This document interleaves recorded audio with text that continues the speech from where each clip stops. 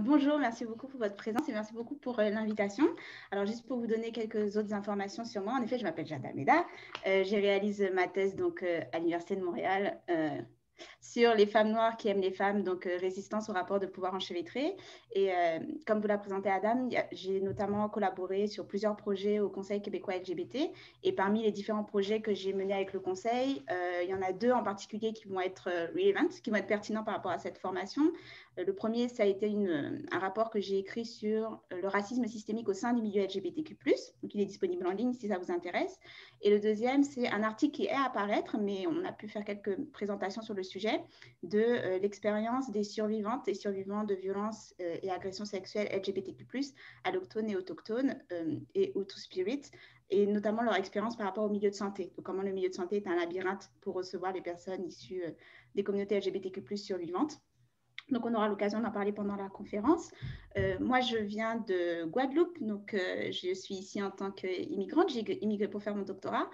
Lorsque je précise que j'ai immigré, je précise que j'ai immigré avec le passeport français. Donc, on s'entend, le passeport français, c'est vraiment une clé qui ouvre quasiment toutes les frontières. C'est vraiment une clé très importante au niveau des rapports de pouvoir, si ça vous intéresse, si vous vous intéressez un peu aux rapports de pouvoir, de qui a le droit de voyager par rapport à qui, le type de visa, barrière, etc. Lorsque vous avez le passeport français, vous avez un sacré privilège au niveau de l'immigration. Si ça vous intéresse, en gros, tous les pays qui ont colonisé leurs citoyens, citoyennes ont plus ou moins le droit de voyager assez facilement à travers le monde. Et les anciennes colonies, par contre, résidents-résidentes, c'est tout un tas de barrières. Fermeture de la parenthèse, mais du coup, je précise que j'ai pu entrer ici grâce à un passeport français. Puis j'ai grandi en Guadeloupe, et la Guadeloupe est un territoire qui a été colonisé, qui est toujours sous colonisation française. Donc, c'est un peu les identités que j'ai tendance à mettre de l'avant. Autre chose également, je suis en couple avec une femme noire. Donc, en fonction de la personne avec qui je parle, du milieu, je vais dire que je suis lesbienne ou queer, ça dépend vraiment du moment. Mais c'est à peu près les identités que je mets en avant lorsque je me présente, histoire que vous ayez quelques informations sur la personne qui va parler pendant à peu près 2 heures, non, 1 heure plus questions. Je sais que j'ai tendance à parler vite naturellement. Et quand je suis nerveuse, je parle encore plus vite. Donc vraiment, il n'y a aucun souci à envoyer un petit message dans le commentaire ou Adam à me faire signe. Est-ce que tu peux ralentir? J'ai l'habitude, je ne vais pas me vexer, je me connais, vous allez apprendre à me connaître, ça va le faire. Donc du coup, je suis vraiment navrée là-dessus. Je vais faire attention à ralentir de temps en temps. Et avant qu'on rentre dans le cœur du sujet, donc femmes noires et milieu de santé, entre pensée médicale et stéréotypes, ça va être très large, c'est quand même très très large comme sujet, donc il va y avoir quand même beaucoup de contenu en 1 heure, mais j'espère que ça va aller. Je voulais aussi qu'on prenne le temps de reconnaître que actuellement je me situe sur un territoire non cédé qui est le territoire Tiohtià:ke, qui est colonialement appelé Montréal, qui est un territoire sous la protection de la nation Kanien'kehá:ka, donc protection des eaux et des terres sur lesquelles je me situe actuellement, et j'imagine plusieurs personnes parmi vous également. Cet événement est organisé à travers le milieu éducatif, notamment le milieu universitaire. Le milieu universitaire est une institution qui participe, qui a des racines et qui participe au maintien du projet colonial que représente le Canada. Et donc, je voulais le mentionner également parce qu'on ne peut pas parler des conditions de vie des femmes noires sans prendre en compte le type de contexte social qu'elles naviguent. Et ce contexte social, c'est un contexte colonial. Donc, il fallait parler de l'entreprise coloniale également contre lesquelles continuent de lutter les communautés autochtones et qu'il faut reconnaître et respecter. Donc, leur droit à l'autonomie, leur droit au territoire, leur droit à la sécurité et au respect. Et en plus particulièrement, si on fait une telle conférence, il faut aussi reconnaître les racines profondément coloniales de l'institution médicale en soi. Donc des racines profondément coloniales, profondément esclavagistes. Je le rappelle, j'ouvre sûrement des portes ouvertes pour la plupart d'entre vous, mais je tiens quand même à les ouvrir parce qu'on ne sait jamais, je ne connais pas exactement à qui je m'adresse. Mais je rappelle bien sûr que le milieu médical a participé à mettre en place et à justifier une idéologie racialiste. Donc au début, c'était le discours religieux qui expliquait que certains groupes de personnes, qui ont justifié que certains groupes de personnes soient sortis de l'humanité, donc considérés comme non humains. Et c'était parce qu'ils étaient non humains qu'on pouvait les réduire à l'esclavage. Donc certains groupes de personnes n'étaient pas humains, n'avaient pas d'âme, donc on ne pouvait pas les sauver, donc on les réduit en esclavage, tandis que d'autres, oui, ils ont des âmes, ils ne sont pas totalement civilisés, on peut leur apporter la religion, on peut leur apporter Dieu, on va apporter la civilisation. Donc, on a un discours religieux qui va justifier l'idéologie racialiste, et puis petit à petit, la science va prendre le relais. et notamment la science médicale. On va utiliser la connaissance de l'anatomie, la biologie pour justifier le fait que certains corps étaient plus proches des animaux que d'autres, que certains corps n'étaient pas des êtres humains, n'étaient pas suffisamment intelligents, etc. Donc, il faut prendre en compte cette histoire-là lorsqu'on parle de l'histoire de l'institution médicale en soi. Il faut prendre en compte également que c'est une institution dont beaucoup de branches s'est développée en s'entraînant sur des corps noirs et notamment sur des corps de femmes noires esclaves. C'est le cas par exemple de la gynécologie. La gynécologie est une branche médicale qui s'est littéralement développée en torturant des esclaves. Donc on aura le temps d'en reparler pendant la conférence. Et l'institution médicale, c'est aussi une institution qui est toujours actuellement a participé à des fins génocidaires dans des projets génistes. D'accord? Donc, beaucoup de projets génistes qui ont visé des femmes issues des communautés autochtones, des femmes de communautés pauvres, des femmes de certaines immigrations, et bien sûr aussi des femmes noires. Donc, on a des cas de stérilisation forcée, avortement. Au Canada, par exemple, à l'Alberta, on sait qu'à l'Alberta et la Colombie-Britannique, on fait passer des lois qui autorisaient la stérilisation de femmes, notamment des femmes en situation de handicap, qui sont aussi surreprésentées dans les groupes de femmes ayant subi et subissant toujours ces projets d'eugénisme. Et donc, Alberta et Colombie-Britannique, à partir du moment où vous étiez diagnostiquée comme déficiente, selon la loi, on avait le droit donc de vous faire subir une stérilisation forcée. On sait qu'en Alberta, il y a eu plus de 1000 femmes qui ont subi ces stérilisations, et ce, après 1955. Donc, je ne parle vraiment pas de quelque chose de très ancien, hein, je parle de quelque chose de la génération de nos parents. Et Colombie-Britannique, on ignore le nombre exactement parce que les données auraient été perdues / détruites. Mais ce sont des cas qui existent toujours. Et d'ailleurs, petite anecdote, en 2018, une enquête a été ouverte au niveau canadien, donc au niveau fédéral, pour enquêter sur les cas de stérilisation passés et présents, parce qu'on se doute que ça continue d'arriver, notamment des femmes issues de communautés autochtones continuent de subir ces stérilisations forcées. Et petite anecdote, le Québec est la seule province qui a refusé de participer à l'enquête. Donc le Québec a refusé de participer à l'enquête en justifiant que ça n'était pas arrivé au Québec, donc ils n'avaient pas besoin de faire une enquête pour savoir si ça était arrivé ou pas. La logique est là. Mais il faut aussi comprendre que peut-être qu'on aura le temps d'en reparler, mais ce côté exceptionnalisme à la québécoise est très présent sur bien d'autres dossiers et sur bien d'autres sujets que uniquement le cas des stérilisations forcées par rapport à l'institution médicale. Hein, le fait que très souvent, il y a beaucoup de rapports, notamment lorsqu'on essaie de parler racisme systémique, on va avoir une province qui va dire c'est peut-être un problème, c'est un problème aux États-Unis, mais pas chez nous. Et puis, si on prouve que c'est au Canada, c'est un problème au Canada, mais pas au Québec. Puis, si on prouve qu'il y en a eu au Québec, en fait, ce n'est pas tellement le Québec, c'est à cause du Canada. Donc, il y a beaucoup ce rapport de l'exceptionnalisme à la québécoise qui crée des barrières supplémentaires sur certains enjeux en termes de conscientisation, d'accès aux données, de recherche, etc. Fermeture de la parenthèse, qui était très, très longue, mais j'ai réussi à la fermer. Mais du coup, la parenthèse... Mais du coup, c'était important de parler de l'enjeu colonial si on veut faire une telle conférence. Et je sais que faire une reconnaissance des territoires est très symbolique. Et en tant qu'allochtone, on aime bien faire du symbolique, souvent du symbolique par rapport à de l'action et à du concret. Donc, même si c'est important, ça reste du symbolique. Et je ne peux que vous encourager également à transférer, traduire le symbolique en action, notamment en travaillant à divertir les ressources. Donc, est-ce que je peux passer? Oui, c'est ça. Si vous êtes en mesure de divertir ne serait-ce que des ressources financières, par exemple, il y a certains organismes comme Native Women's Shelter of Montreal, Femmes autochtones du Québec, Native Women's Association of Canada, c'est très facile de faire des dons toute l'année. Ils ont des sites internet où en quelques clics, vous pouvez faire des dons. J'ai mis également le camp Unistoten parce que ils avaient besoin notamment de ressources financières par rapport à des frais de justice quand il y avait eu les manifestations contre les pipelines. Donc, c'est également pour ça que je l'ai mis. Ce n'est pas du tout une liste exhaustive, bien sûr. Ce sont des exemples de lieux où vous pouvez faire des dons.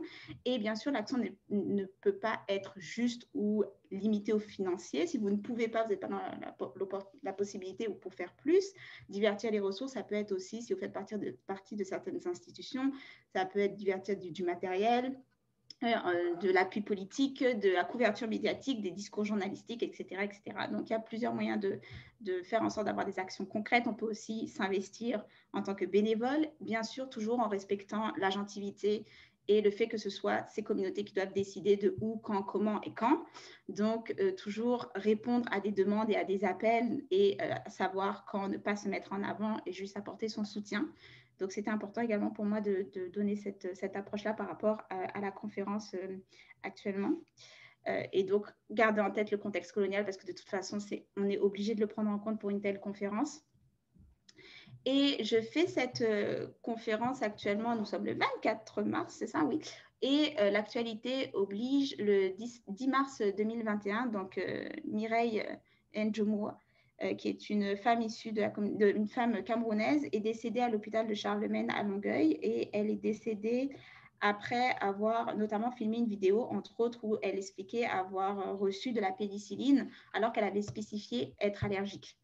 Et il y a eu, ensuite, la famille a également apporté des témoignages pour expliquer qu'il y avait eu tout un tas de comportements méprisants de la part du personnel de santé, notamment des médecins. Et du coup, malheureusement, Mireille est décédée des suites de la pénicilline. Et il y a une enquête en cours qui est ouverte. Il n'y a pas eu énormément de retombées médiatiques ou de réactions publiques par rapport à Mireille, mais les quelques réactions et couvertures médiatiques qu'il y a eu ont tout de suite fait le lien avec, bien sûr, Joyce Echaquan, femme issue de communauté Atikamekw, qui est décédée donc l'année dernière. Il y a eu une vidéo de près de 7 minutes qui a tourné sur les réseaux sociaux où on peut la voir. Déjà, on peut voir sa souffrance, ses cris de douleur, elle appelle à l'aide, tandis que le personnel de soins qui l'entoure l'insulte de différents noms, et elle avait reçu de la morphine alors qu'elle avait spécifié également qu'elle était allergique, et elle est décédée. Il y a eu enquête.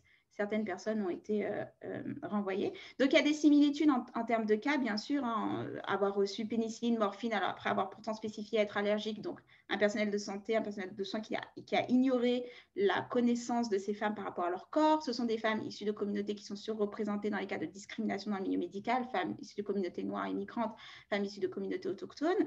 Autre chose qui est également en lien dans leurs deux affaires et qui est moins mis en avant malheureusement, c'est qu'il y a la même réaction au niveau des médias et du public, qui est de tout de suite considérer que c'est une affaire, un problème interpersonnel. Donc, c'est-à-dire aller rechercher le personnel de soins qui est responsable de cette affaire, ou les mettre sur pied, ouvrir une enquête, si l'enquête est conclusive, les renvoyer, et puis c'est faire des excuses à la famille, et le dossier est clos.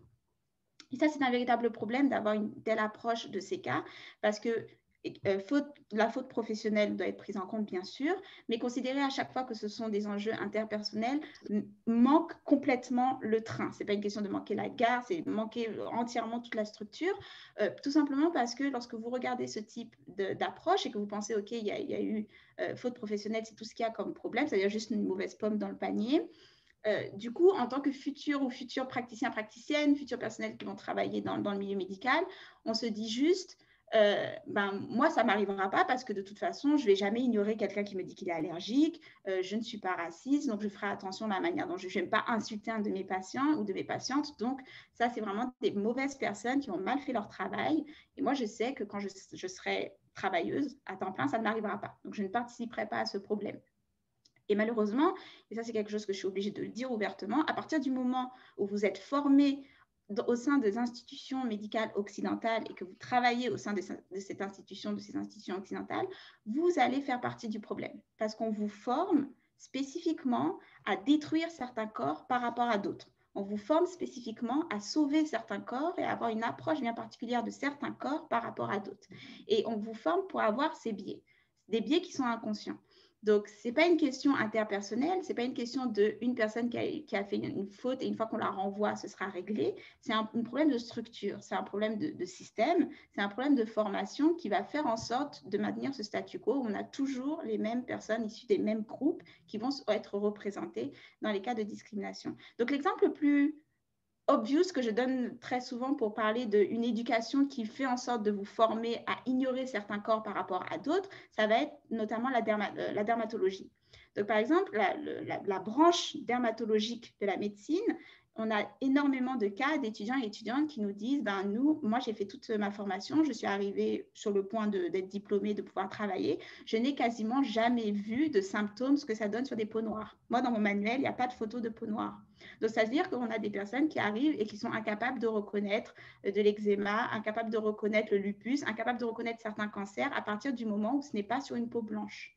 Et c'est très important de le faire remarquer parce que ça, c'est quelque chose qui est toujours d'actualité dans le fait qu'on ne forme pas les futurs dermatologues à savoir reconnaître les symptômes sur les peaux noires.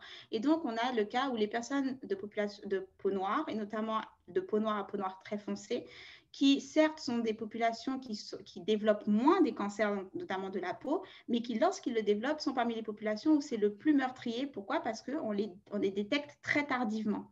Parce que ce sont des personnes qui vont aller voir des dermatologues, qui vont aller voir des médecins, et il n'y en a pas un qui est capable de reconnaître les symptômes, et que lorsque quelqu'un finit par le reconnaître, c'est trop tard.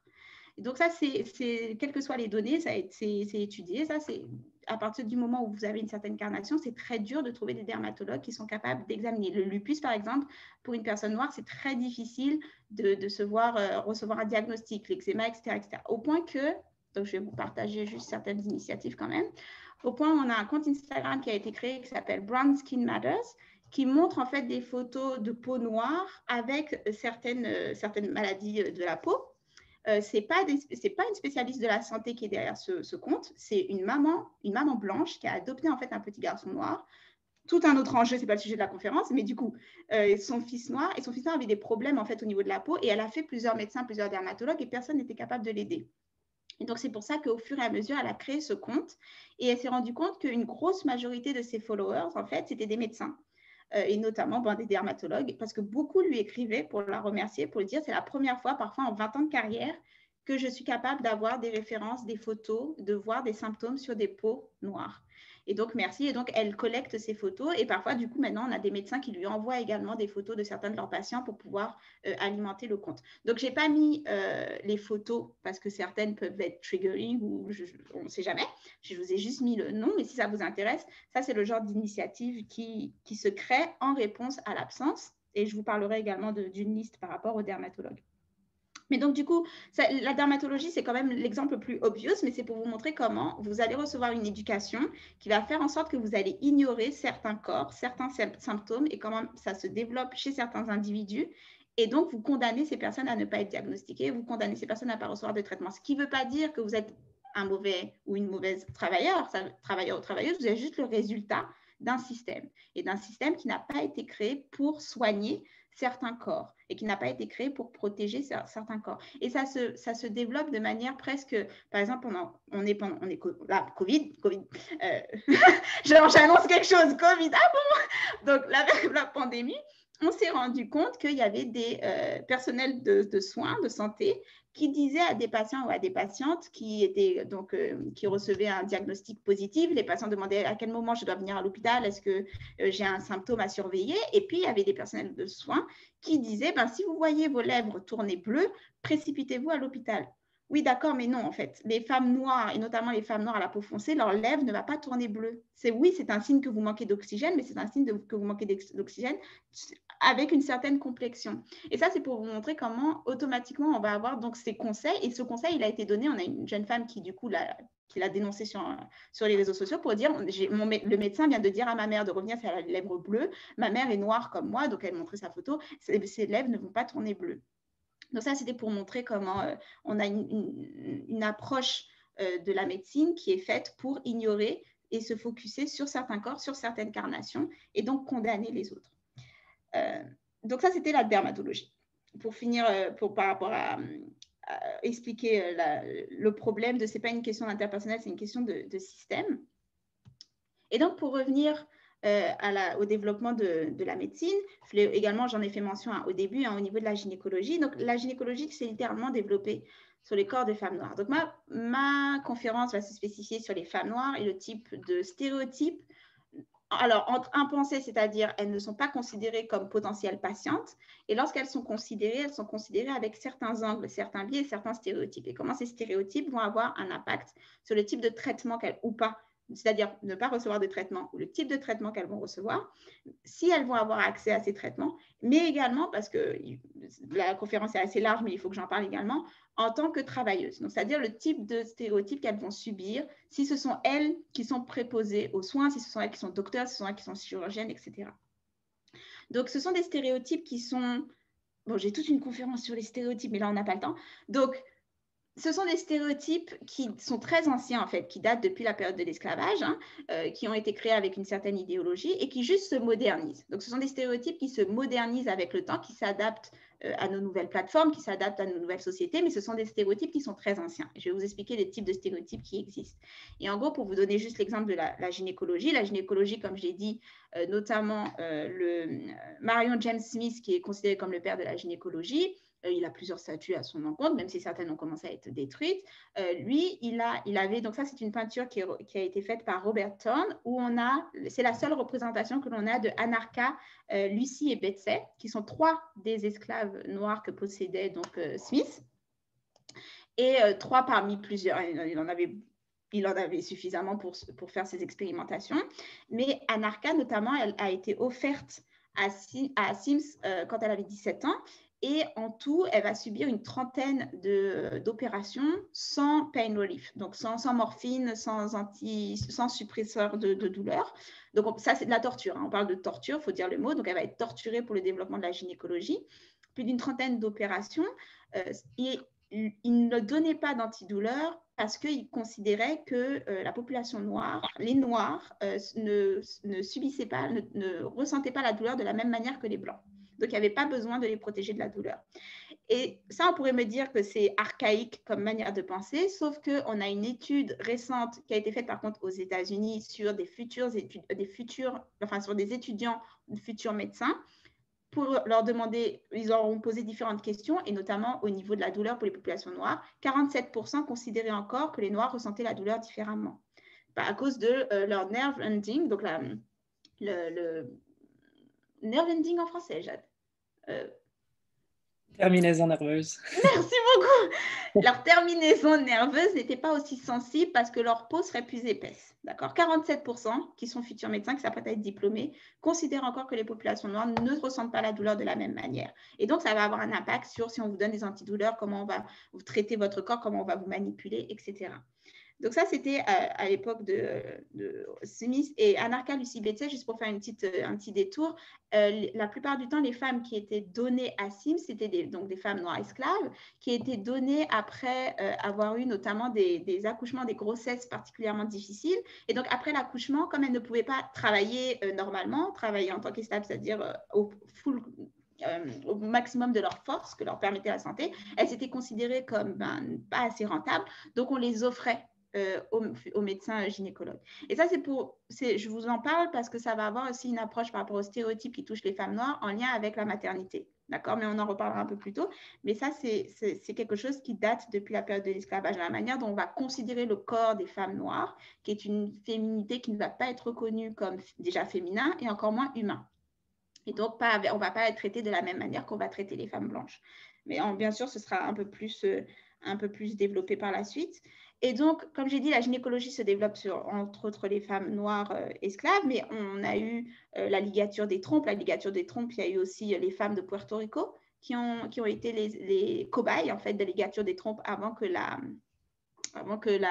technique soit introduite, on va dire, en Occident et pour des femmes de classe moyenne à haute. La Réunion aussi, il y a eu tout un enjeu de stérilisation forcée dans les années 60-70 et des femmes issues de la Réunion et bien sûr, comme je dis, des femmes issues de communautés autochtones ici. Donc, c'est pour vous montrer comment les ramifications coloniales esclavagistes sont très présentes dans le développement de certaines branches de la médecine. Donc, comme je l'ai dit, je voulais vous parler des différents stéréotypes. Si ça vous intéresse par rapport à l'histoire de la médecine, vous avez Medical Apartheid qui n'a malheureusement pas encore été traduit. Si vous pouvez lire l'anglais, c'est une bonne source. Sinon, vous avez Noir sous surveillance de Robin Ménard, qui n'est pas spécifiquement sur le milieu de l'institution médicale, mais qui en parle avec de très, très bonnes sources et dans le contexte canadien et en français. C'est rare d'avoir des sources en français qui touchent au contexte canadien. Donc, c'est pour ça que je le mets particulièrement en avant. C'est une très bonne source pour débuter, surtout si malheureusement, vous n'avez pas accès aux ressources en anglais. Donc, très brièvement, si vous voulez vous intéresser aux stéréotypes qui touchent les femmes noires, la source qui est la plus citée, c'est souvent Patricia Hill Collins, qui a travaillé, donc qui a publié en 90 Black Feminist Thoughts, qui est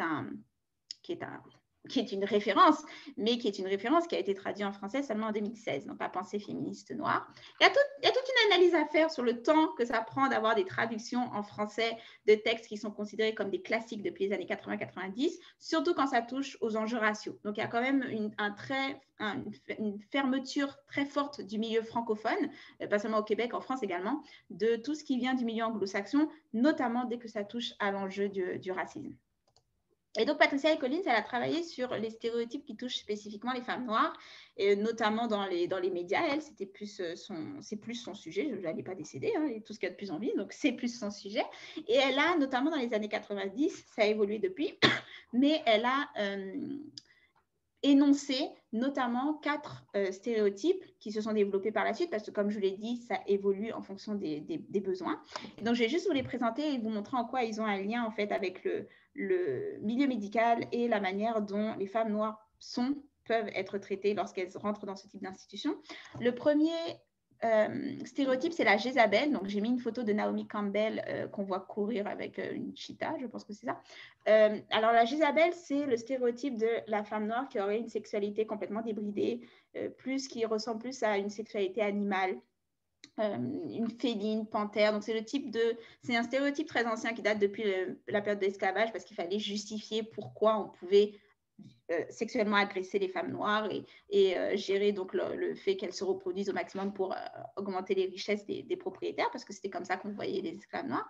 Et donc, du coup, c'est un stéréotype qui va donc faire des femmes noires des femmes qui ont une sexualité qui est proche de l'animal et qui, de nos jours, fait en sorte que des femmes noires continuent d'être traitées comme panthères, félines, être une lionne au lit. Et beaucoup de représentations médiatiques vont placer les femmes noires dans un contexte animal. Donc, on va les mettre dans des peaux de panthères, beaucoup les faire poser dans la forêt, dans la jungle.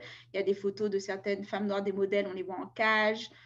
Etc., etc. Donc, c'est un stéréotype. Je suis sûre qu'il y a beaucoup d'images qui viennent en tête lorsque je suis en train de vous citer le Jézabel.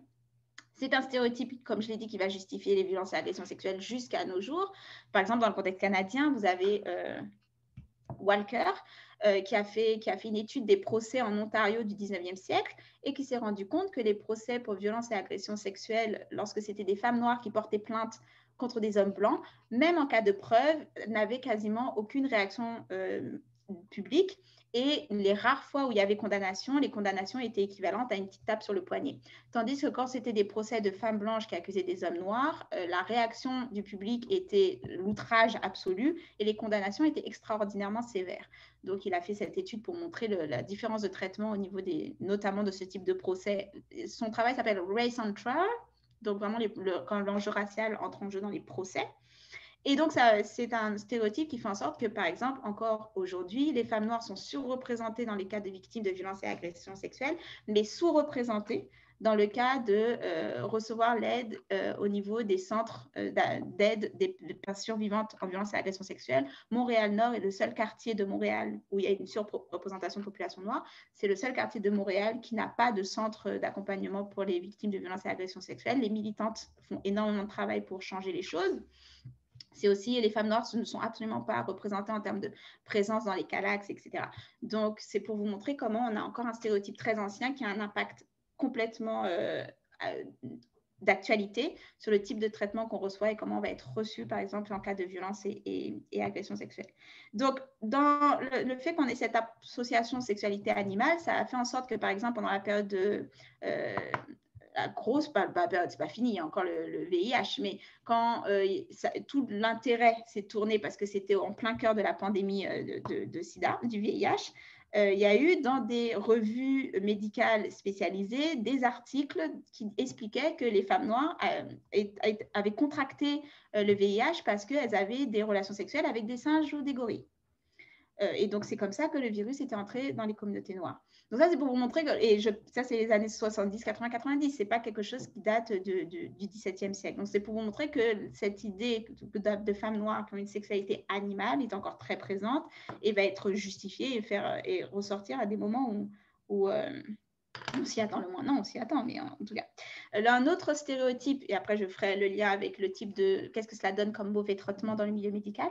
Mais un autre stéréotype qui est mis en avant par Patricia Hill Collins, ça va être celui de la matriarche, qu'elle associe également à Welfare Queen. Donc là, j'ai mis une photo de Precious, qui est un film absolument atroce, que je ne vous recommande absolument pas, mais qui est très représentatif de ce stéréotype de matriarche Welfare Queen, c'est-à-dire cette idée que les femmes noires ont trop d'enfants, de trop de pères différents, qu'elles ont une mauvaise attitude en tant que mères, elles font beaucoup d'enfants pour pouvoir profiter de l'assistance sociale. Donc, en gros, ce serait des sangsues du système. Et le sous-entendu, ce sont des mauvaises mères, du coup, puisqu'elles font des enfants juste pour pouvoir profiter du système. Dans le contexte canadien, ça a donné lieu au stéréotype du passport babies, donc cette idée que des femmes noires qui ont des enfants pour pouvoir avoir la citoyenneté canadienne. Donc, elles seraient rentrées de manière illégale, gros crochet autour de illégal, et elles s'assurent de pouvoir rester en faisant des enfants avec le premier canadienne naïve qu'elles croisent. Et donc, on va utiliser cette justification pour expliquer pourquoi certaines classes par rapport à ces femmes, encore une fois, les plans de stérilisation, parce que ce sont des mauvaises mères, parce que ce sont des poids au niveau de la société. Donc ça, c'est un deuxième et troisième stéréotype qui est très en lien, en fait, entre les deux, matriarche et donc welfare queen. Le quatrième stéréotype dont parle Patricia Hill Collins, c'est la nounou. Donc, j'ai mis un extrait de Autant en emporte le vent parce que c'est on the nose. Mais du coup, la nounou, c'est cette femme noire. Oui, mais j'ai pas vu. Désolée, est-ce qu'il y a une personne qui pourrait fermer son micro? Merci beaucoup. Donc, la nounou, c'est cette femme noire désexualisée qui est complètement dévouée à sa famille blanche, qui est complètement dévouée aux enfants. Elle n'a pas de vie pour elle-même, ou du moins, son rôle en tant que nounou est plus important que sa vie personnelle. Elle est complètement dévouée envers sa famille blanche. Donc, c'est le rôle de la nounou. Et comment ça a évolué? C'est que il y a cette association que les femmes noires seraient plus dociles, donc en feraient de très bonnes domestiques. Donc, ce que ça a donné, notamment au niveau des politiques publiques, c'est que on a eu des lois d'immigration canadiennes. Et par rapport au Québec, ça va être des lois d'immigration qui vont favoriser les femmes issues d'Haïti parce qu'elles parlent français. Et au niveau canadien, c'est Caraïbes. Et on va justifier de faire venir ces femmes parce qu'on a une période où les femmes blanches issues de classe moyenne à haute sont entrées massivement dans les universités, massivement avoir un emploi. Et plutôt, parce qu'après lutte féministe, etc. Et plutôt que de réorganiser la distribution des tâches genrées dans toute la société, donc faire en sorte que, au niveau des genres, tout le monde participe aux tâches, ce qu'on va faire, c'est qu'on va déplacer la responsabilité, notamment des tâches domestiques, sur d'autres femmes. Et donc, on va les déplacer sur des femmes issues de l'immigration, notamment des femmes noires. Donc, le gouvernement va faire venir massivement des femmes de cette immigration pour prendre la place de s'occuper des tâches domestiques, donc devenir domestique. Et donc, vous aviez soit la nanny, la nounou, ça c'était un statut supérieur qui était réservé aux femmes issues notamment d'Europe de l'Est, par exemple. Et sinon, vous étiez domestique par rapport si vous veniez des Caraïbes. Même si vous aviez un diplôme de professeur, etc., vous étiez obligé d'occuper le poste de domestique. On vous prenait votre passeport, vous deviez travailler vous deviez être logé chez votre employeur, vous travaillez du lundi au dimanche pour un salaire de misère. Ça a été documenté notamment par la Maison d'Haïti au niveau de tous les abus qu'ont subis ces femmes, parce que vous imaginez bien, en termes d'abus, que ce soit sexuel, abus du travail, abus économiques, enfin tous les abus auxquels vous pouvez imaginer, ces femmes ont subi. Et donc, c'était une politique migratoire que le Canada se justifiait en expliquant que les femmes noires seraient plus dociles, plus à même d'être domestiques. Elles seraient des personnes qui ont plus de compassion, s'occupent des autres. Donc, c'est normal qu'on les oriente vers ces emplois-là. Donc, ça, c'était, on va dire, il y a peut-être 50 ans. Sauf que ce que ça a donné actuellement, c'est qu'aujourd'hui, on a une surreprésentation, notamment des femmes noires dans le milieu du care, notamment, par exemple, préposées aux soins, parce qu'encore une fois, on a tout une organisation de politique publique, que ce soit au niveau de l'immigration, mais aussi d'insertion à l'emploi, qui va constamment favoriser. Je ne dis pas que ces emplois ne sont pas de bons emplois, mais on sait que ce sont des emplois qui se dégradent au fur et à mesure. C'est-à-dire que c'est de moins en moins bien payé, c'est des très longues heures, c'est pas forcément une très bonne sécurité au niveau de l'emploi. Et plus le milieu, notamment de santé, le milieu du care se privatise, plus il se dégrade dans le milieu public, plus on va y orienter toutes les populations qu'on a besoin de les mettre à l'emploi, mais ce n'est pas des populations qu'on considère comme classe moyenne, haute, etc. Donc, on va les orienter vers les emplois que les autres ne veulent pas. Donc, les plus difficiles, les plus éreintants, les moins bien payés, etc. Et si la population sur place ne veut pas les occuper, on va aller les chercher à l'étranger. Donc, ce qui se passe actuellement, c'est pour ça qu'on a une surreprésentation au niveau des emplois par exemple, préposés aux soins, les aides aux personnes âgées. encore une fois, de femmes noires, des femmes noires issues de l'immigration, parce qu'on reste dans cet enracinement de stéréotypes que c'est culturel, on va culturaliser la compassion, on va culturaliser l'empathie, elles seraient naturellement portées à ce type d'emploi. Donc, on ne fait que suivre ce qui est leur nature. Et donc, ce qui donne le fait que, du coup, pendant la pandémie, ça a été aussi une des communautés les plus touchées, on en reparlera, mais parce que première ligne, conditions de travail, etc. Mais on en reparlera par rapport aux travailleuses. Donc, je vous ai dit, Jézabel, Nounou, Matriarche, Welfare Queen. Le dernier stéréotype, qui n'est pas un stéréotype qui est présent dans le livre de Patricia Hill Collins, mais elle en parle au fur et à mesure, parce que, comme je l'ai dit, c'est un livre qui date des années 90, donc depuis, elle a continué à travailler. Mais elle a mis en avant un nouveau stéréotype qui a émergé, qui est celui de la sassy Black Queen, la sassy Black Girl. C'est-à-dire la femme noire qui, c'est la bonne copine. Alors, j'ai mis un extrait de Clueless, je pense. C'est la bonne copine, celle qui a toujours la bonne répartie, qui a toujours un chewing-gum à la bouche, qui a toujours la bouche, qui est toujours en train de répondre en clap back, ce genre de personnage. Ce qui n'est pas en soi mauvais, vous pouvez avoir le clap back. Le problème, c'est que lorsque c'est votre seule dimension, c'est-à-dire, quel que soit dans les années 2000, c'était très populaire ce genre de personnage et c'était la seule chose qui caractérisait ce personnage. Il n'y avait rien d'autre. On refuse toute multidimensionnalité. Ce que cela donne comme impact, ce type de stéréotype, c'est que c'est perçu comme des personnes qui sont too loud, c'est-à-dire qu'elles répondent trop. Et donc, ça va mener à être considérées, et on en reparlera, mais comme des mauvaises patientes, parce qu'elles critiquent trop, parce qu'elles ne sont pas assez reconnaissantes, parce qu'on les voit comme forcément en colère, ou elles ne savent pas reconnaître leur place légitime, qui est une place, vous allez vous calmer, ce genre de choses. Donc, on en reparlera un peu plus. Mais ça, ce sont les stéréotypes qui sont mis en avant, notamment par Patricia Hill Collins, et la manière dont on va percevoir les femmes noires et comment ça va avoir un impact sur le type de traitement qu'elles vont recevoir. Donc, mauvaise patiente, c'est après. Oups. Donc, du coup, ce que cela donne, c'est qu'on s'est rendu compte, je disais, mauvaise patiente, mauvais soin. Donc, ça aussi, ça a été documenté. Hein. Franchement, je n'invente pas l'eau tiède aujourd'hui.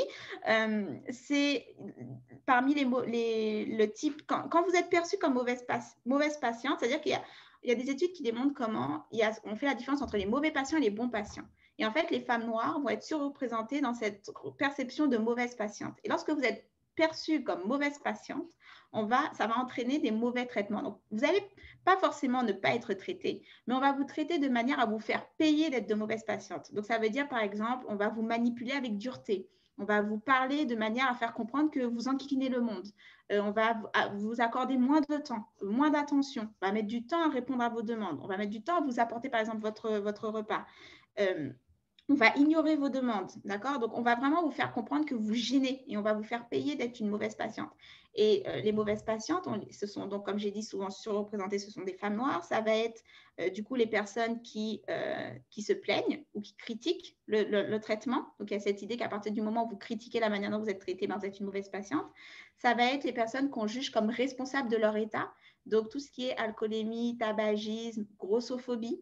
Ça aussi, c'est très présent aussi dans les mauvais traitements. Et encore une fois, j'ouvre des portes ouvertes, mais il y a des femmes noires qui sont grosses. Parce que souvent, dès qu'on parle d'un enjeu, on a tendance à créer des catégories. Et c'est intersectionnalité, les femmes noires qui sont grosses. Il y a des femmes noires qui fument. Voilà, donc je ne sors pas de la catégorie des femmes noires. Mais en gros, on va considérer que la différence entre bons et mauvais patients, les mauvaises patientes, elles sont comme responsables de leur état. La grossophobie, ça va être, c'est très présent bien sûr dans le milieu médical, mais de considérer que les corps gros sont forcément en mauvaise santé parce que gros. Et c'est de leur responsabilité s'ils sont gros. Et on associe donc minceur à bonne santé et gros à mauvaise santé. Et ce que ça donne également, c'est que tout va être expliqué sous l'angle de la grosseur. Donc, on sait, à partir d'un certain poids, les personnes qui sont jugées ou perçues ou qui s'identifient comme gros et grosses vont avoir du mal à recevoir des diagnostics parce que systématiquement, on a un milieu de santé qui va considérer vous êtes gros, c'est pour ça que vous n'êtes pas bien, perdez du poids, ça ira mieux. Donc, par exemple, vous arrivez, vous êtes essoufflé, hors Covid. Mais on a des données qui montrent que vous arrivez pour vous plaindre d'essoufflement. On va vous dire, c'est normal, c'est votre poids. Et donc, c'est des personnes qui sont surreprésentées dans les cas de cancer du poumon non détecté parce qu'eux ne trouvent pas de médecins qui veulent faire les tests pour vérifier que tout va bien avec leur poitrine parce que systématiquement, c'est des médecins qui vont leur dire oui, vous êtes essoufflé, vous êtes trop gros, perdez du poids. Et donc, ça, c'est juste un exemple on va constamment vous percevoir à travers votre poids. Et donc, vous être surreprésenté dans les cas de non-diagnostic. Je suis partie très, très loin. Mais ça fait partie du coup des mauvaises patientes, considérées comme mauvaises patientes. Ce que cela donne, et du coup, par rapport aussi au mauvais traitement, on va être moins patient avec vous. Ça va être aussi, et ça, c'est un gros problème au niveau des stéréotypes, perception au niveau des femmes noires, les communautés noires sont considérées comme plus prônes à l'addiction. Donc, ce que cela donne, c'est que si jamais vous demandez, par exemple, plus d'antidouleurs, on va plus souvent vous refuser si vous êtes noir, communauté autochtone et Latinx. C'est les 3 communautés qui sont systématiquement soupçonnées d'addiction et donc qui ne vont pas recevoir des traitements, et notamment les traitements de la douleur, parce qu'on va dire, en fait, non, vous essayez juste d'avoir une dose supplémentaire. Et donc, ce sont les 3 communautés qui sont les plus à même de souffrir inutilement. Et que la personne soit addicte ou pas, en fait, si elle a besoin de sa dose supplémentaire, il faut donner. Enfin, c'est juste une fermeture de parenthèse, mais c'est pour montrer comment le stéréotype va fonctionner pour faire en sorte que certains corps vont vivre plus de douleur que d'autres. Donc, parmi les stéréotypes, il y a ça, la perception par rapport à la drogue. Vous ressentez moins la douleur. Il y a le stéréotype aussi que votre sang coagule plus vite. Donc, ça, c'est ressorti des données, qu'il y a cette idée que le sang des communautés noires coagule plus vite, que les nerfs sont moins sensibles et également que donc vous récupérez plus vite. Ce que ça donne, et ce qu'on s'est rendu compte, c'est par exemple les femmes issues des communautés autochtones, les femmes noires migrantes, sont renvoyées systématiquement beaucoup plus vite chez elles pour libérer des lits. Et très souvent, donc, sont sujettes à développer plus d'infections. Donc, lorsqu'on regarde quelles sont les communautés quels sont les corps qui ont le plus le droit de rester à l'hôpital par rapport à d'autres, si vous êtes issu de communautés autochtones ou si vous êtes issu de communautés noires, vous êtes renvoyé en moyenne 1 à 2 jours plus tôt que la population blanche de l'hôpital pour le même diagnostic, pour le même traitement ou après un accouchement, etc. Et donc avec le risque de développer une infection plus vite. Ce que ça va donner également, c'est qu'on va culturaliser votre approche de la santé ou de la douleur. Donc ça, c'est très présent malheureusement, c'est de dire par exemple, en lien avec Sassy Black Girl par exemple, c'est de dire, elle crie de douleur, mais c'est parce que dans sa culture, il crie beaucoup. Ça ne veut pas dire qu'elle a mal, ça veut juste dire qu'en fait, c'est culturel en fait, elles en font trop.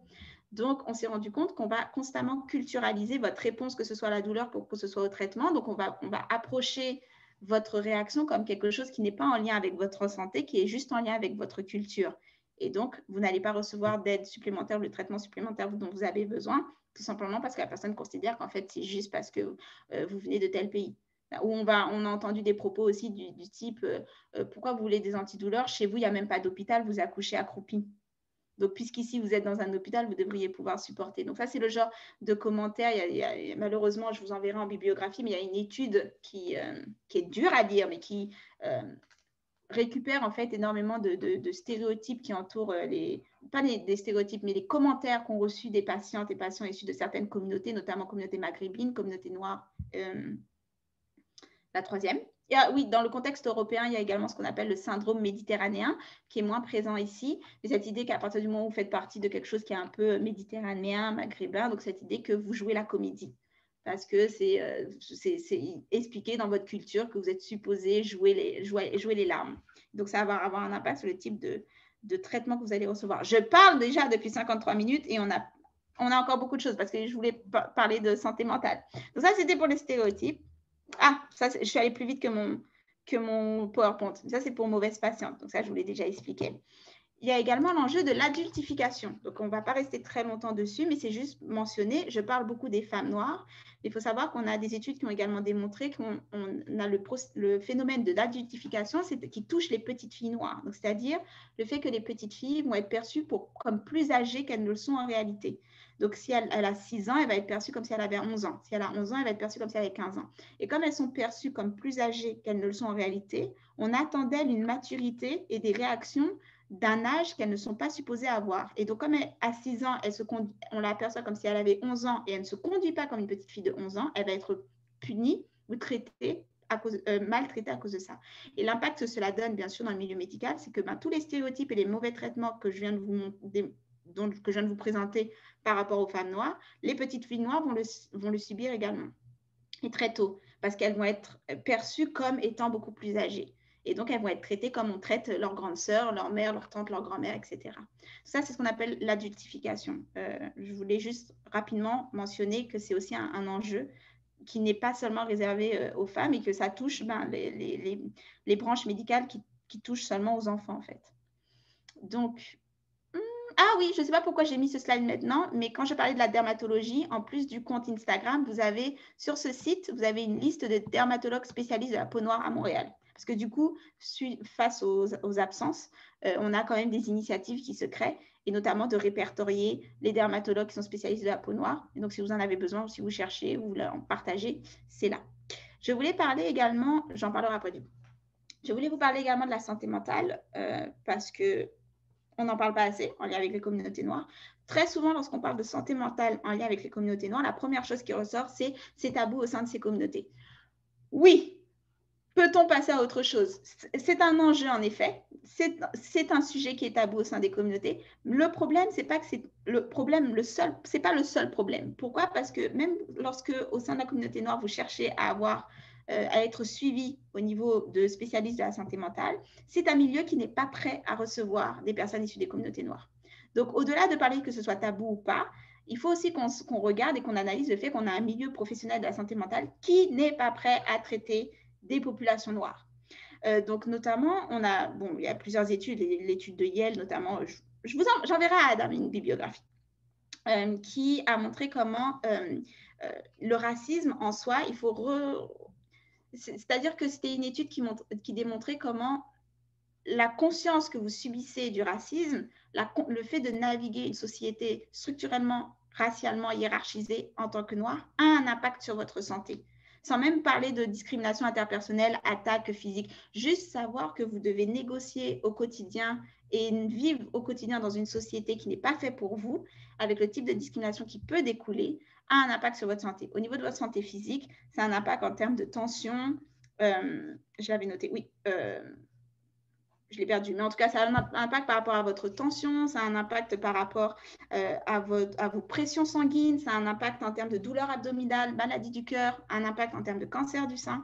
Donc, on sait que les femmes noires sont surreprésentées en termes de cancer du sein, au niveau de l'utérus et des fibromes, donc on en reparlera. Et en gros, c'est tout un milieu qui appelle à reconsidérer le racisme. Donc, ils disent en fait, cette conscientisation fait en sorte que vous êtes stressé, et le stress est le tueur, je ne sais plus comment l'appeler, le tueur silencieux du corps. Il y avait une expression comme ça. Et il disait, et ça a aussi des conséquences au niveau mental. Donc, il y a des études qui se sont penchées, notamment, qui sont allées interviewer notamment des personnes qui sont militantes antiracistes, des personnes qui ont subi la violence policière, qui s'en sont remises, enfin qui ont survécu, mais qui ont vécu cette violence, ou qui connaissent des proches qui ont vécu cette violence, ou qui ont constamment peur que leurs enfants, par exemple, subissent cette violence. Bref, ils sont allés interviewer des personnes qui soit ont vécu, soit ont peur de vivre ces enjeux parce qu'ont vu leur contexte immédiat subir ces enjeux. Et ils se sont rendus compte que ça avait des conséquences mentales très, très élevées, au point où pour certaines personnes qui avaient subi, par exemple, la violence policière, c'était devenu un cas où, au niveau de PTSD. Donc, c'est-à-dire que c'était des personnes qui répondaient au quotidien comme si elles avaient vécu en milieu de guerre. Donc, elles avaient développé exactement les mêmes schémas en termes de trauma et de réaction qu'un soldat qui revenait d'une guerre, enfin de combat.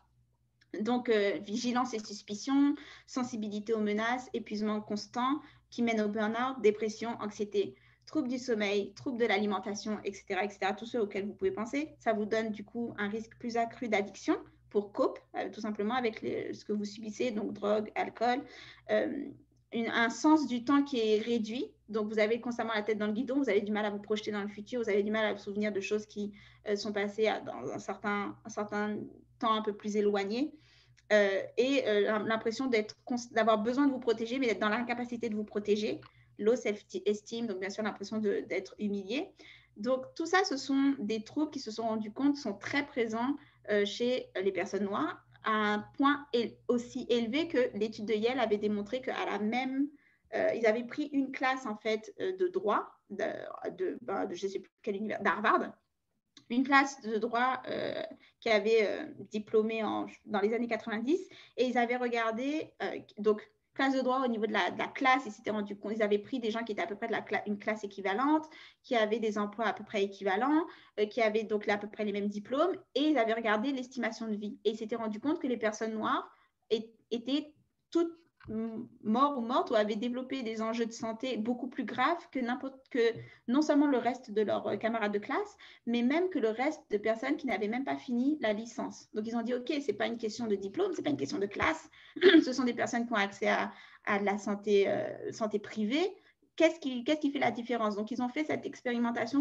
à différentes classes, différents groupes, et ils se sont rendus compte que systématiquement, les personnes noires meurent plus tôt ou développent des enjeux de santé plus graves plus tôt dans les mêmes contextes que les autres. Et ils se sont dit, OK, la seule différence, en fait, c'est le racisme. Et ce ne sont pas des personnes qui subissent, on va dire, des conditions socio-économiques qui les mettent plus dans le risque de l'entonnoir de risque. Ce sont des personnes qui s'en sortent plutôt bien au niveau de la classe. Mais le fait qu'elles subissent des micro-agressions au quotidien et d'en avoir conscience finit par avoir un impact au niveau etc., etc. Donc là, je me répète, mais ce sont des études qui existent et ce sont des études qui appellent en fait à renégocier l'approche de suivi des personnes noires au niveau notamment des professionnels de santé mentale, parce qu'ils disaient non seulement on ne se rend pas compte, mais c'est un impact extrêmement important, mais en plus actuellement, il n'y a rien qui permet de les traiter ou ne serait-ce de reconnaître, de valider leur vécu. Parce qu'on a quasiment pas de très peu de professionnels de la santé qui sont noirs, en fait, de santé mentale qui sont noirs ou issus des communautés racisées. C'est encore majoritairement beaucoup des personnes blanches. Et on a beaucoup de personnes issues des communautés noires qui disent, moi, j'ai essayé de voir un professionnel ou une professionnelle, puis quand j'ai essayé de lui parler de ce que je vis en tant que personne noire, je me suis retrouvée face à un professionnel qui me disait, non, c'est pas ça, ou non, ça n'existe pas, ou qui refusait de reconnaître que le racisme, ça existe, ou je me retrouvais à discuter ou à expliquer c'est quoi la vie. Donc, au final, ça ne m'aide pas parce que je me retrouve à un professionnel qui nie mon vécu. Et donc, ce sont des personnes qui abandonnent le traitement ou qui, du coup, se retrouvent encore plus violentées par le traitement parce que face à des professionnels qui lui disent, mais en fait, tout ça, c'est pas ça. On a eu le cas, par exemple, de femmes noires où le professionnel disait, oui, vous subissez le sexisme, c'est normal, vous êtes une femme, mais je ne pense pas que le racisme, ça a un impact sur votre vie. Et donc, qu'est-ce qu'on fait à partir de là? Donc, c'est pour ça que je voulais toucher à la santé mentale parce que systématiquement, lorsqu'on parle santé mentale, communauté noire, le seul thème sur lequel les gens veulent parler, c'est un tabou au sein de cette communauté. Oui, d'accord, est-ce qu'on peut passer à autre chose? Parce que nous, on fait notre travail de notre côté, on en discute, on essaye de petit à petit casser le tabou, mais est-ce que les professionnels sont prêts à nous recevoir? Est-ce qu'il va y avoir des formations? Est-ce qu'il va y avoir une conscientisation de l'enjeu? Est-ce que vous lisez sur le sujet? Est-ce que vous êtes formé à entendre les discours par rapport au racisme, etc., etc. Je vais terminer rapidement parce que je sais que je suis censée laisser du temps pour les questions, mais je voulais parler de l'enjeu LGBTQ+, parce que j'ai parlé femmes noires et automatiquement, vous avez probablement, beaucoup d'entre vous ont peut-être écrémé l'enjeu LGBTQ+, mais encore une fois, j'ouvre une porte ouverte. Il y a des femmes noires qui font partie de la communauté LGBTQ+. Et malheureusement, donc c'est de l'entonnoir de risque. Encore une fois, toutes les barrières auxquelles vous pensez s'aggravent à partir du moment, intersectionnalité, vous faites partie d'une autre communauté minorisée, en l'occurrence communauté LGBTQ+. Et LGBTQ+, milieu médical, toute une autre histoire de discrimination, tout un autre enjeu, on pourrait faire toute une conférence là-dessus. Mais je voulais juste donner quelques pistes de réflexion là-dessus, notamment, lorsque vous êtes noir, déjà, le milieu médical va présumer hétéronormatif. On présume que le patient ou la patiente est hétérosexuel. Et on présume que la patiente ou le patient est cisgenre. Cisgenre, c'est une personne dont le genre qui lui a été assigné à la naissance est le genre auquel cette personne s'identifie. Moi, j'ai été assignée femme à la naissance et il se trouve que c'est le genre auquel je m'identifie. Donc, ça fait de moi une personne cisgenre. Le milieu médical, il y a des tentatives de changer, que ce soit au niveau des terminologies ou des pratiques, mais on s'entend, ça reste encore minoritaire. Majoritairement, on a une institution qui part encore du principe que les patients sont hétéros et les patients sont cisgenres. Donc, en soi, il y a tout l'enjeu de coming out. Donc, les patients qui doivent faire un coming out envers leur médecin, avec l'enjeu de réception de ce coming out. Il y a le fait également qu'à partir du moment où vous faites ce coming out, il y a un impact sur vos soins et sur le type de traitement que vous allez recevoir. Donc, par exemple, moi, ça m'est arrivé, donc ça, c'est une anecdote personnelle, en gynécologie. Je suis déjà allée voir une gynécologue à qui je voulais faire, en fait, par rapport à des tests en jeu de fibrome, qui sont très, très importants dans ma famille. Je suis allée voir une gynécologue lorsqu'elle m'a, comme c'était la première fois que j'allais la voir, j'avais un formulaire à répondre, qui, lorsqu'elle a appris que j'étais en couple avec une femme et que je n'avais jamais été en couple avec un homme, m'a littéralement dit que je lui faisais perdre son temps, que je n'avais pas besoin d'être là. Donc, elle m'a dit, vous n'avez pas besoin d'être là, vous me faites perdre mon temps. J'ai d'autres patientes qui ont plus de temps, besoin de me voir que moi, que vous. Et je parle d'une personne qui, honnêtement, ne devait pas avoir plus de trentaine, quarantaine. Hein, et ce n'est pas pour dire que c'était une question générationnelle. Donc, moi, je suis ressortie du cabinet, bon, une petite vingtaine, je suis en larmes, je ne sais pas encore me défendre.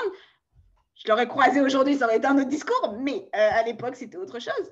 mais c'est pour vous montrer que il va y avoir des choses qui shiftent en fonction de type. Et ça n'avait absolument rien à voir. Et c'est quelque chose qui se retrouve également pour les personnes trans. Donc, on parle de l'enjeu du bras cassé. Donc, ça, c'est une anecdote dans le milieu LGBTQ+, qui tourne beaucoup. Mais on s'est rendu compte, par exemple, que les personnes trans qui vont chercher des soins médicaux, par exemple, une personne qui va arriver qui a le bras cassé, on va refuser de la soigner sous prétexte que la personne qui la recevait lui a dit « Ah ben moi, je ne sais pas traiter les personnes trans ». Ça n'a rien à voir. La personne, elle a le bras cassé. Il n'y a aucun traitement différent parce que la personne est trans, il faut juste traiter. Mais elle a été obligée d'aller dans un autre hôpital. Et ça a été une anecdote tellement importante qu'elle a beaucoup circulé dans le milieu. Mais ça représente beaucoup aussi le fait qu'on va avoir ces médecins ou ces personnels de santé qui, parce qu'ils ne connaissent pas, refusent le traitement. C'est même pas une question idéologique, c'est juste ils savent pas, donc ils refusent de traiter. Et donc on se retrouve avec des enjeux de patients-patientes qui ne sont pas traités. Donc refus de soins, ça arrive très souvent. On va avoir les cas de par exemple, si vous avez déclaré à votre médecin traitant que vous êtes lesbienne et que vous venez très souvent avec des cas de coups et blessures, on s'est rendu compte également, il y a eu des études qui montraient que les processus qui notamment sont supposés se déclencher, on est supposé vous poser quelques questions pour vérifier si oui ou non vous subissez de la violence au sein de votre foyer, ne se déclenchent pratiquement jamais à partir du moment où vous déclarez que vous n'êtes pas dans un couple hétéro. Parce qu'il y a cette considération que la violence, c'est quelque chose de genré, c'est des hommes cisgenres qui sont violents envers des femmes cisgenres. À partir du moment où vous n'êtes pas dans cette configuration hétérosexuelle, binaire, genrée, cisgenre, vous n'êtes comme vous risquez pas de subir de la violence. Et donc, on s'est rendu compte que beaucoup des victimes de violences et agressions sexuelles, à partir du moment où leurs médecins traitants sont au courant qu'elles font partie de la communauté LGBTQ+, ne reçoivent plus l'attention, ne voient plus les questions posées ou de l'aide, si jamais, même dans les cas où ça fait plusieurs fois qu'elle vient, par exemple, à l'hôpital, avec des cas flagrants de coups et blessures. Donc là, on parle en particulier des femmes et femmes noires, mais ce que ça a donné également pour les personnes qui s'identifient comme hommes, c'est cette idée que les hommes, c'est forcément violent entre eux. Donc, un couple d'hommes qui se bat, c'est normal. Donc, il n'y a pas cette idée qu'un des deux va être victime de violence de la part de son conjoint. C'est plus, ils ont sûrement réglé leurs problèmes à coups de poing. Donc, on a fait tout un travail là-dessus au conseil, mais c'est important aussi de le noter.